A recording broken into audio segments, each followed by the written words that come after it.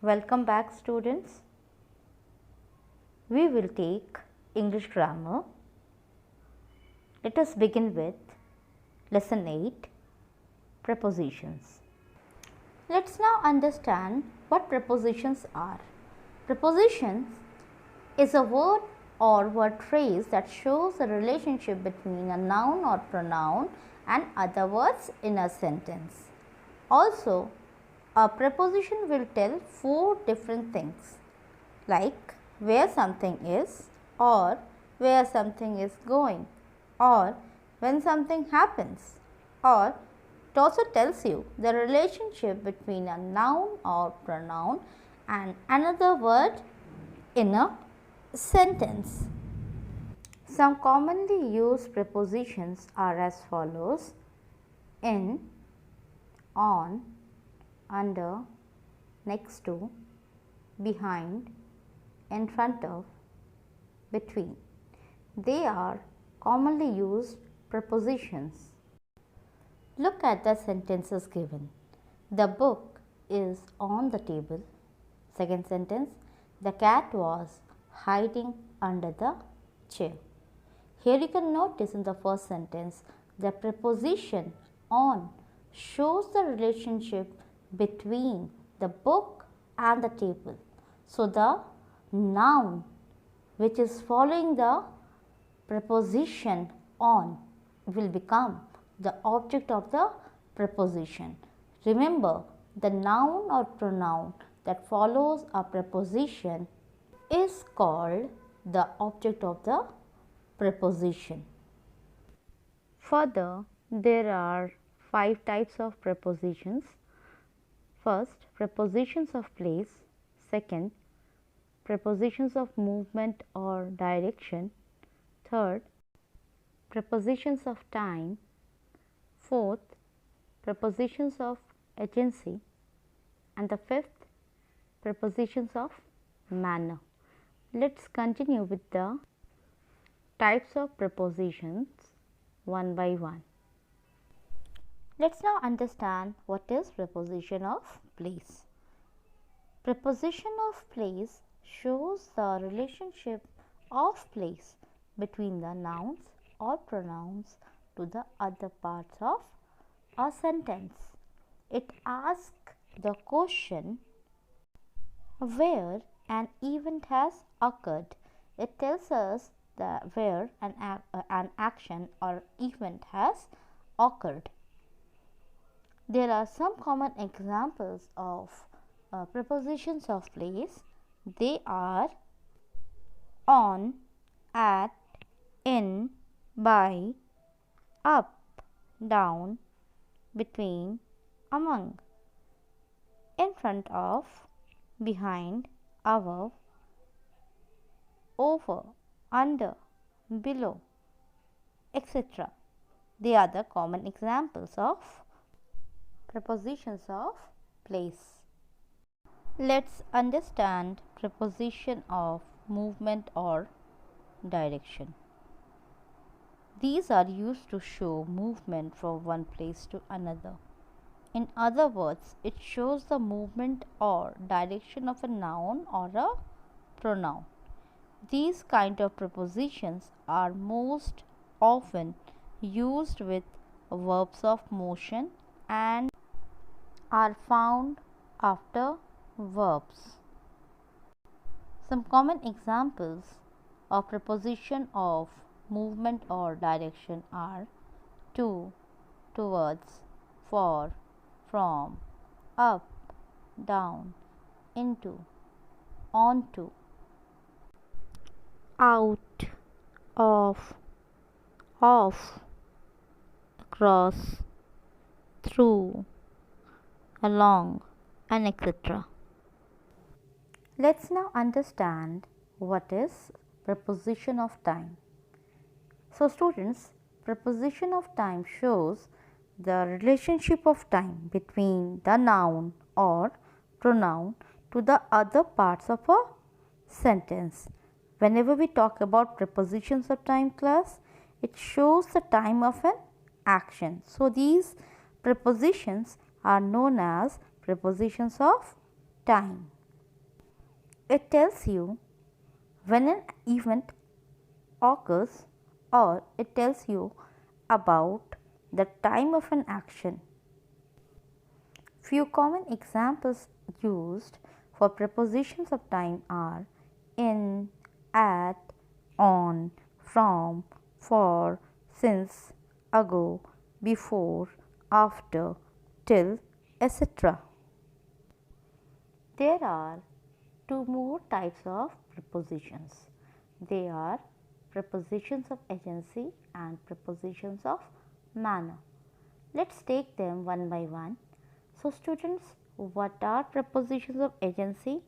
The prepositions of agency means who did something or with what something is done. Look at the examples given. This house was built by my grandfather. Who did something? In this sentence, this house was built by my grandfather. The word by will become the preposition of agency because it is asking you the question who did something. Second example, he built it with his own hands. With what he built? He built with his own hands. So, this is again prepositions of agency. So, prepositions of agency are those which shows who did something or with what something is done. Other type of preposition is prepositions of manner, which tells you in which manner or way something is done. So, examples given are the students heard the story with interest. Another example, she breathed with difficulty. In these two sentences, you can notice the manner or a way in which something is done. So, these are known as prepositions of manner.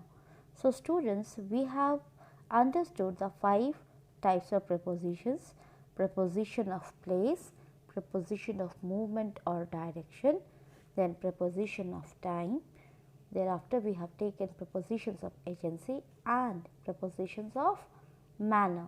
Please write these types of prepositions with examples in the grammar copy. So, what are compound prepositions? Before that class, you should know about what are simple prepositions. When we had discussed the types, you have found that I have used a few words like on, in, by, with, over, through, from, between.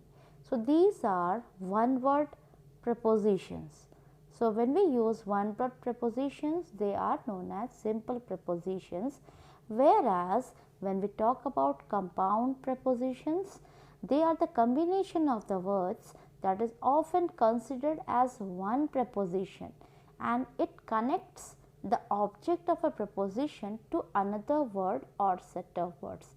Remember, these compound prepositions are made, they are used before the noun, pronoun or the adjective or the adverbs.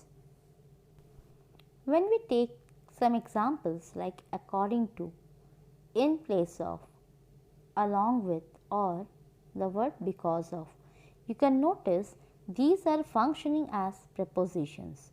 Why? Because such words that are collectively functioning as a single preposition.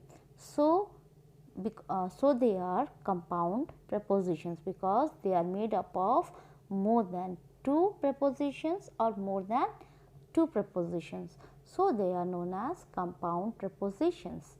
Also, there are some examples given in the screen like according to, ahead of, in place of, instead of, by means of, in addition to, on account of, on top of and out of, where you can find these compound prepositions are made of more than one preposition. Let's now understand the difference between prepositions and adverbs.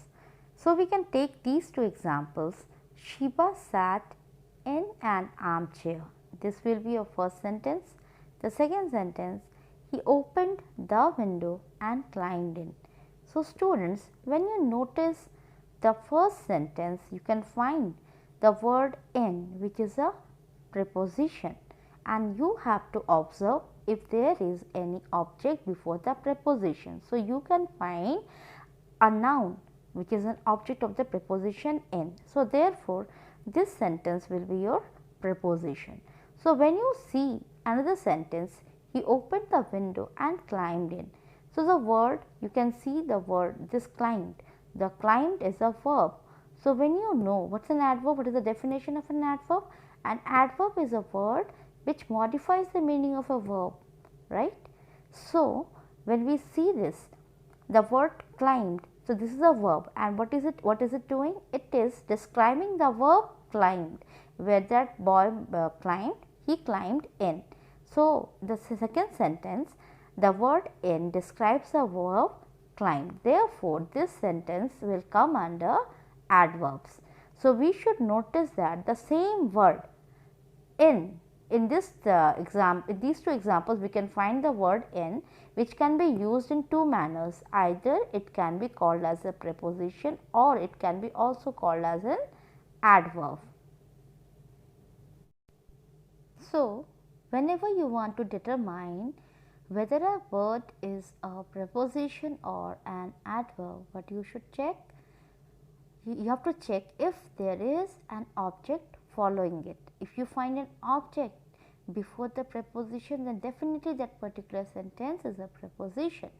Whereas, if you can't find any object following the preposition, definitely it will be the adverb, or it will be an adverb. So, students, the simplest way to do this is to ask the question what or when. Surely you will get an answer. Either it will be a preposition, and if not, it is not answering to the questions what or when, then it is an adverb. So, students, I have come to an end of this lesson, and by this we have completed the portion for half yearly examination. Please go through this lesson, solve the exercises as given in the attachment. Thank you so much, students.